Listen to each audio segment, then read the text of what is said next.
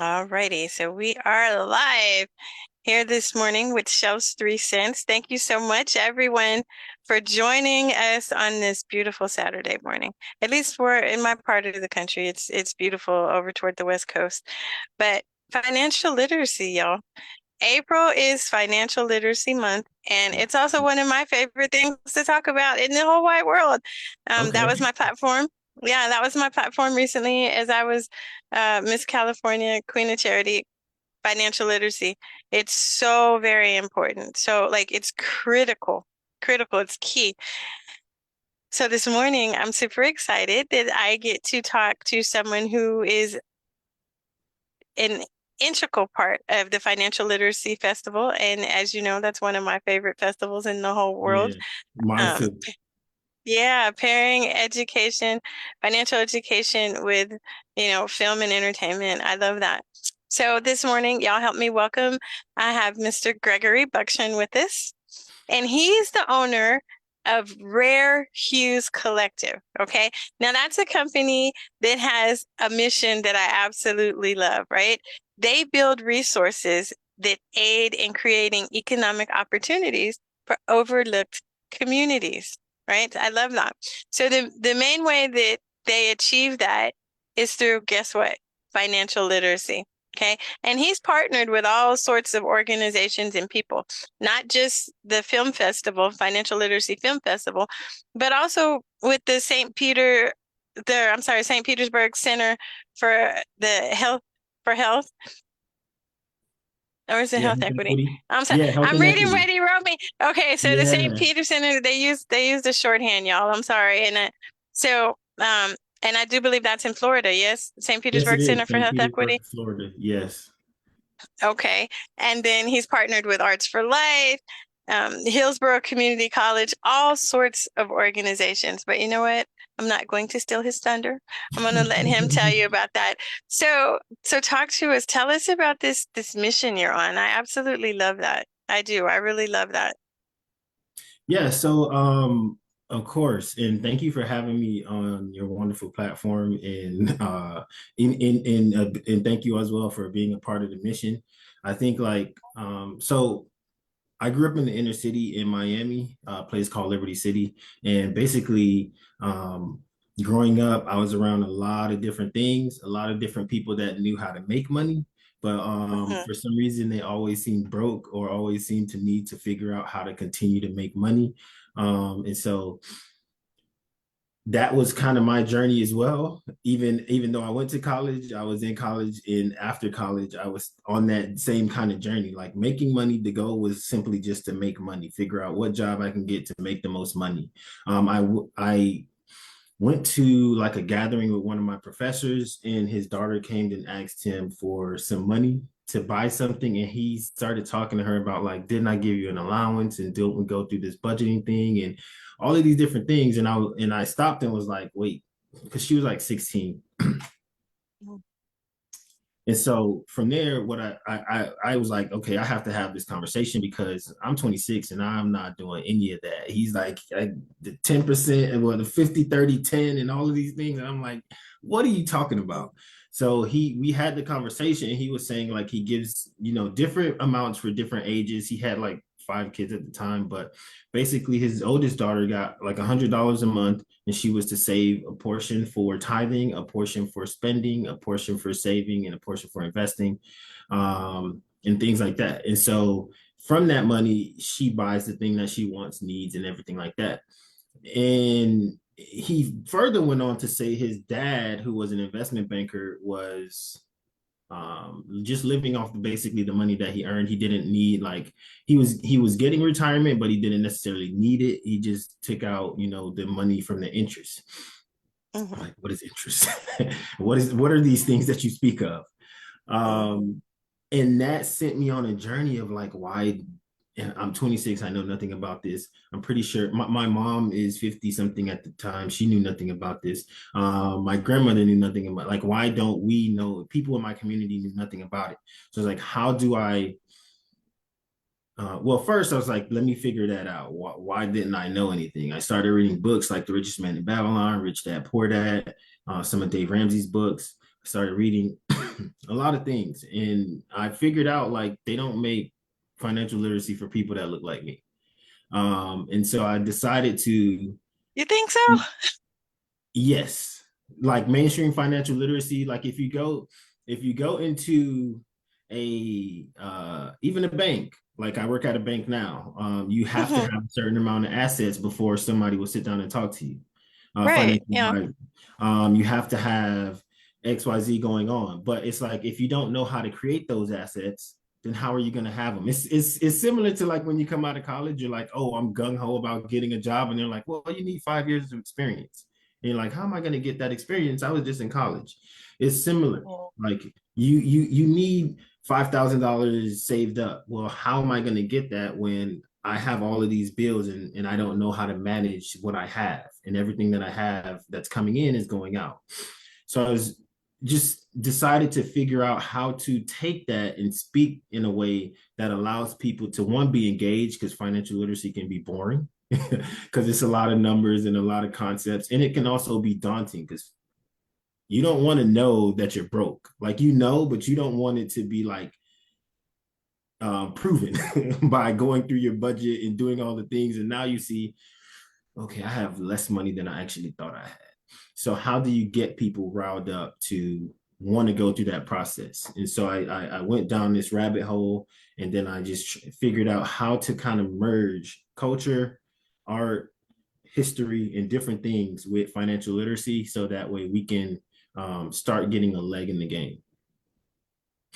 Yeah, well, that's great. That and you brought up several interesting points that I want to reach back out to you later. But one of the things you said, people don't want it proven. They don't want to see that, oh, I'm broke.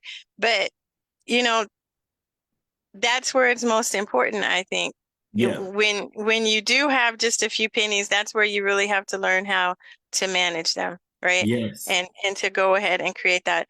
Um, and for you, so what age do you think we should start with financial literacy? Because I'll tell you, with in my household, my son from the age of about 5 or 6, we started with financial literacy, and he was taking classes and Mm, managing money and doing all that. And as an adult, my son is 23 now, he does invest and save and do all of that things. And I can see right. the difference between him and some of his peers. So I'm all for little kids learning. What do you think about that?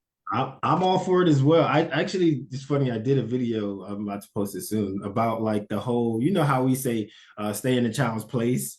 Yeah. So one of the things that we Yes. have to understand is not necessarily, yes, stay in a child's place. There's certain things kids need to be kids, but there's also the adult's responsibility is to figure out how to make adult things relevant for kids. And so for Hmm. me, literally what I did was at 2 years old, I was teaching my daughter because, and it wasn't necessarily like this major thing. It was just like introducing her to coins. So like Yeah. she's touching pennies or moving them around. Or we did what's called the ant bank, because I wrote a book called The Diligent Ant, and it's on Amazon now. We're working on part two. But for that, like we created ant banks and just allowing her to like play with the coins, putting them in the bank, getting the concept of putting money into something. Even though she doesn't know what she's doing, the concept is like being thought about or um, put in her mind. And so my daughter's 5 now. We just at our bank they have what's called Youth Month in April, since it's Financial Literacy Month. And so we just went to the bank and actually opened up her first bank account. And so Hmm. at 2, she was putting her coins in her ant bank. And now at 5, she's putting dollars in her real bank. And so I think like just starting the process in a way that makes sense to them, you can really start it at any age. I mean, at any age where they can kind of grasp that something is happening that's not just playing or talking. Yeah, absolutely. Absolutely. I do a lot of financial education to children as well. Um, a lot of it through Dave Ramsey's programs, and they have some Mhm. great stuff for the children. But you're right, we make it relatable, right? Make it relatable. When they're that little, maybe, you can teach them something as simple as, if you have $1, you need to save 10 cents of it. Or, Yeah. start with something really simple. And a lot of people, for whatever reason in 2024, it's like they're afraid to let their kids know the cost of goods sold, right? Kids don't fully always understand how many hours of labor this thing is costing me or my parent, right? Right. They just Yeah. want these, yeah, they just want these $300 tennis shoes, or they want to hang out with their friends, not thinking in those terms. So I think financial psychology for both youth and adults is very important, incredibly important. The way that you think of money, the way that you relate to money. And I want to ask what you think about this. I think with that financial psychology, it's incredibly important to get out of that victimhood mentality of, Hmm. well, I don't have anything, so I can't save, I can't plan, Right. I can't, Right. right? What do you think about that? No, I think that is true. I think one of the things that we have to do is just figure out what do we have. Like, because Hmm. a lot of times we think we don't have, and sometimes that may be the case. But like one of the things that I read, two things I remember. So when me and my wife first got married, we were we were beyond broke. We were like in the in the bottom of the bottom. I think I would either she was the only one working. Yeah, she was the only one working, and it was a part-time job, and she was probably making like 250, like $2,000 a month or something like that. But our bills were literally probably like 1950. And so we had to figure out how to manage that. And so if you're not going through and guiding that money and telling it where to go, that 1950 ends up being 2500 when you're only making 2000, and so now you're over leveraging yourself. And but what that was able to do was allow us to take that 50 extra 50, because this is where the important part is. You may only have $10, $20, $30, whatever it is left over, but how do I save that with the mission? So what is my goal? How do I take that 10, 50, $100 and save it with the intentions of getting to a goal?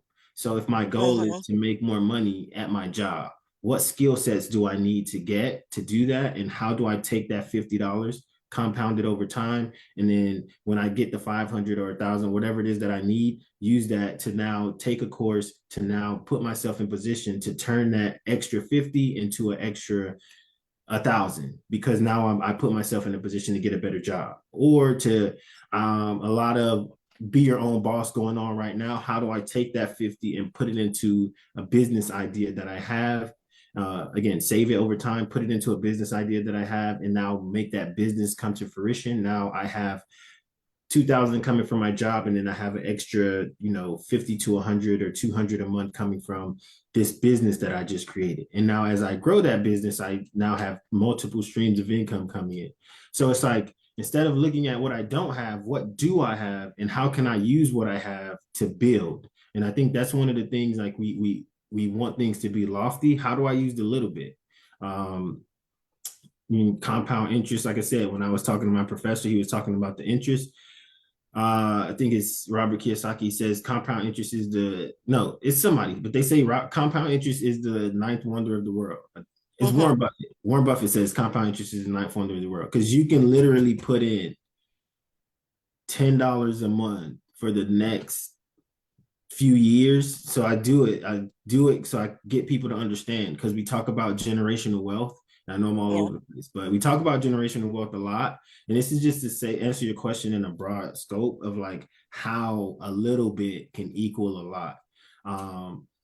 And we think like, oh, I have to have all of this money. I have to make hundreds of thousands of dollars. But again, like, go to Investopia, get their calculator, put in $10 a month at a 10% interest rate, which is what the S&P usually grows at. You can even do 8, and then do that over 20 years. It's literally $15,000.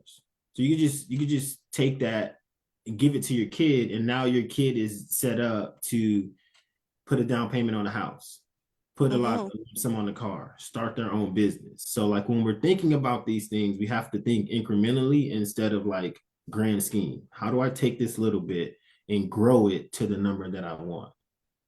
Exactly. That's so important. That's so what you just said. Start with that little bit and just water it, grow it. Just Yes. like you said, just water it. That's so important.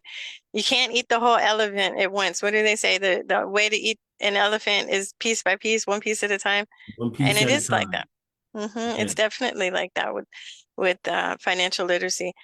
A lot of people wonder, they don't know like where to start. Like, can I Google something? Is there some person I can follow? Now, we're definitely going to give your information in a little bit, but do you have any financial literacy leaders that you would recommend to the people watching this? Anybody they can, search for on the internet, follow, help them start, at zero and then grow what they have? I have a bunch of them. So like I said at the beginning, who I started with was, and I know so Dave Ramsey. So very strict. So like you get a strict plan, because a lot of times what happens is we don't have a plan, and so we need to kind of shake things up. You get that strict plan of what to follow, how to do it, so you get a sense of getting in a rhythm. There's also Mm-hmm. Robert Kiyosaki, who talks about building wealth from a different perspective. And the interesting thing is these two guys have opposing thoughts, but it's good to listen to opposing thoughts sometimes, Mm-hmm. especially when it comes to your money, because you want to figure out what's the best route for you. Um, and then there's a group called Earn Your Leisure. So Earn Your Leisure goes for everything from the basics and foundations of budgeting and saving to all the way to investing and how to invest in the stock market, what that looks like. The good thing about Earn Your Leisure is they have a platform that talks about these things consistently. So you can go on YouTube and find them, and you can even look through like they have a thing called Market Mondays where they break down what's happening in the market and how you can invest your money to have it grow. So they have a whole bunch of tools and resources that you can get into to just figure out, okay, what do I need to do with my money so that way I can get to the next level and to the next step. The first thing I would say though is read a book. Two books I would suggest: Rich Dad Poor Dad and Richest Man in Babylon. Richest Man in Babylon is probably like, for me, it's the best financial literacy book out there because it reads like a movie and you get all of the concepts at a simple elementary level. And it Mm-hmm. allows you to understand like all of these things that people are talking about, like pay yourself first, 10% of your dime. Um, um, you know, save from the portion that you save, budget that in a way that allows you. So take that cash flow and budget that in a way that allows you to get to the goals. So building assets and all of these things. So I think starting with like Richest Man in Babylon and then branching out to these people will be good, because you can get like your own concept of money and then figure Mm-hmm. out what other people think. Yeah, I absolutely. You know what? Those are also kind of like my financial go-tos, if you will. Again, Dave Ramsey, I'm a Financial Peace University facilitator, but Dave Ramsey was great for my son. So if you're looking for something for your kids, in my household, Dave Ramsey very well because, like you said, it provides structure. It's very strict. You follow it to the T. And I know some people don't like that, but particularly if you're all over the place, you haven't had any guidance or structure.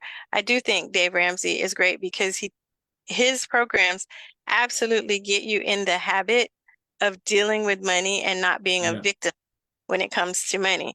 Understanding that even if you have, $1, you can save a dime of that. He's really good for that. I love Robert Kiyosaki too. Robert Kiyosaki, in my opinion, if you are a little more disciplined and maybe fell off the wagon a little bit, or yeah, you have yeah, a base understanding, but just like you said, I think they're great in tandem. If you're reading and learning from both of them, they yeah, definitely have some great ideas.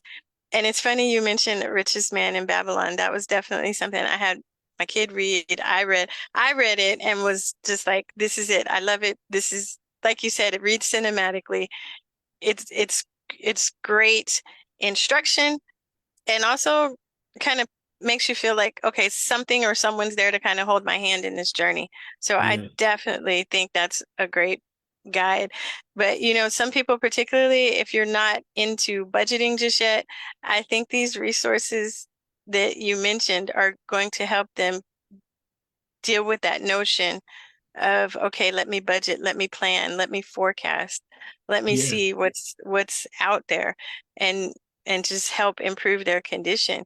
Because, financial literacy, making the decision to become financially literate can impact your family for generations to come. Yes, it Not can. just, yeah, not just your immediate family, but the next 10 generations can prosper because you decided to get financially literate, right? Yeah. I Yeah. definitely think that. What do No, you and think? Oh, go oh, go ahead, go ahead. ahead.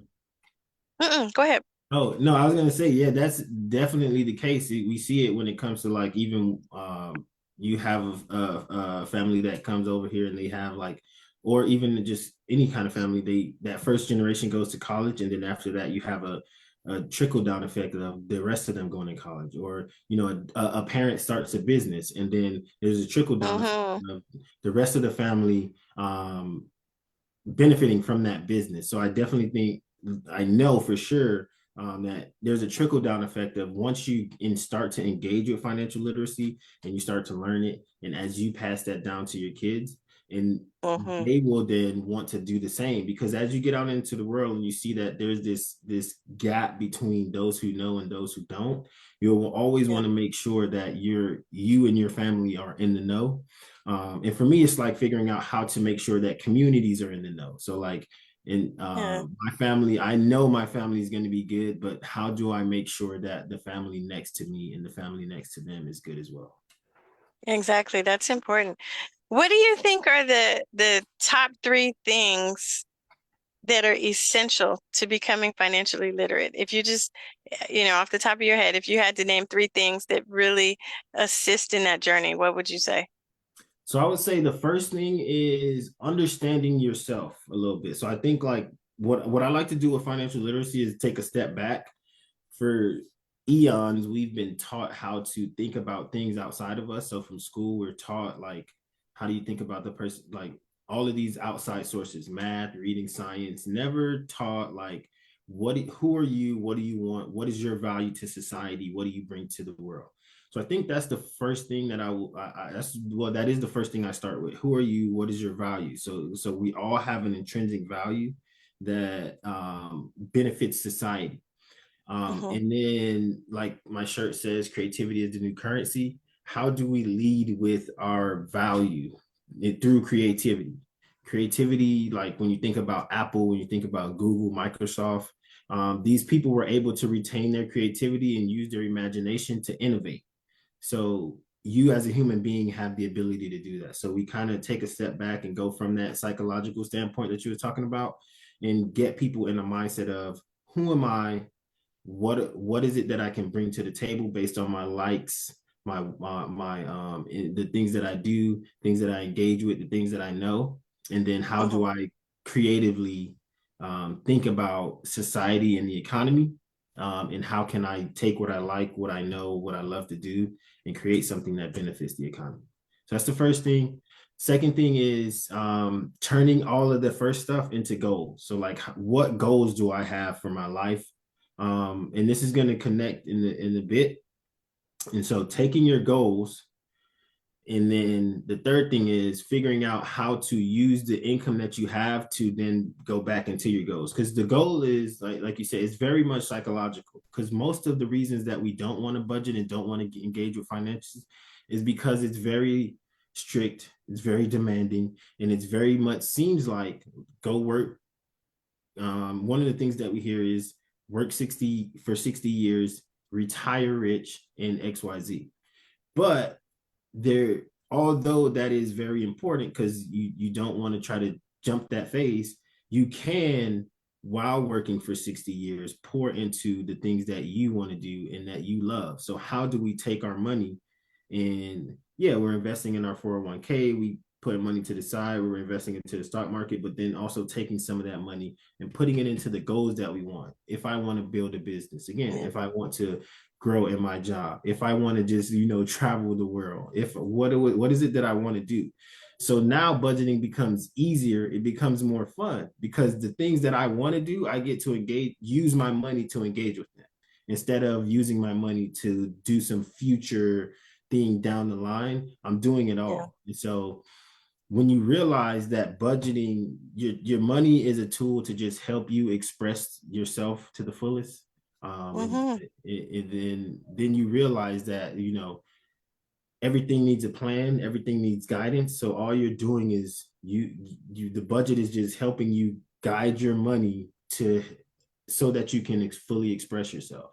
And so that's a part of like creativity is the new currency. We create. So our creating brings us that freedom, that enjoyment. It gives us a glimpse of ourselves that we can share with the world. And it also allows us to engage with people, bring them value and earn money. And from that money, again, we get to like do the things that we want to do. So I think like for me, those are like the main things. It's all like it's not necessarily like I know people would say invest and do this, but I think when you do those things, you're investing in yourself in a way Yeah. that allows you to think about money differently and then ultimately just be happy. Because I think it's like, oh, go get $1 million, go get $2 million, $10 million. But are you happy? And so I think like the first step is figuring out what, again, who are you, what makes you happy, and how do I use my money to do those things that make me happy. Mm-hmm. I love that. I love that. Like you said, it's all about the psychology, how you're thinking about the money. Definitely. Those are some great tips. So as we wind down here, how can the people watching get in touch with you? How can they keep up with your projects? How can they participate in this financial literacy thing with you? Got you. So, um, basic what you can do is my social medias are all the Black Banker underscore, so the Black Banker, and then I do have a YouTube page that's about to start. You can definitely subscribe to the YouTube page because I'm going to start doing some podcasts that's very much rooted in creativity being the new currency and how do we take our creativity and finance our creativity, just asking people different questions around like you know, what is it that you like to do, how does the money, how do you use the money in your life to get to those things, just a broad spectrum of like bringing forth our creativity in a way that, because right now we're in a society that is very much like go on YouTube, start your YouTube page, or be a creator, or do this. And so Yeah. for those people, how do you do that in a realistic way where you can use your job to fund it and stuff like that. Instagram is the Black Banker. On there we're doing a bunch of stuff around the same kind of concepts: creativity, funding your creativity, basic financial literacy concepts, and also telling you where to go to get those more broader financial literacy concepts. And actually, if you go on there, um, or Saturday, so Monday, there will be some stuff up there for if you have a kid or kids in your life and even adults can use it, but it's going to be a workbook that you can kind of download, you can go through. It's going to have everything from crossword puzzles to coloring sheets to goal setting charts and things like that. So that way you can start that journey with yourself or even with your kid. So that's going to be a free giveaway that we have on there. And then stay tuned because we're going to have a lot of more giveaways when it comes to the merch and a bunch of other stuff. So, yeah.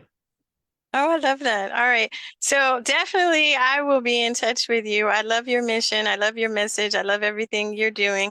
Thank you so much for supporting the Financial Literacy Film Festival, which is next Saturday. It's coming up Yes. in just a week Coming from up now. fast. Oh, and I love that this year, they've gotten a school on board. George Ohan does wonderful things with that festival. But Yes, he I think does. And it's great and it's so exciting to see the kids excited about financial literacy. So again, Greg, thank you so much for being on. Thanks to the audience for watching today. And Greg, we'll talk soon. So everyone have a great Thank you. rest of your day. Take care.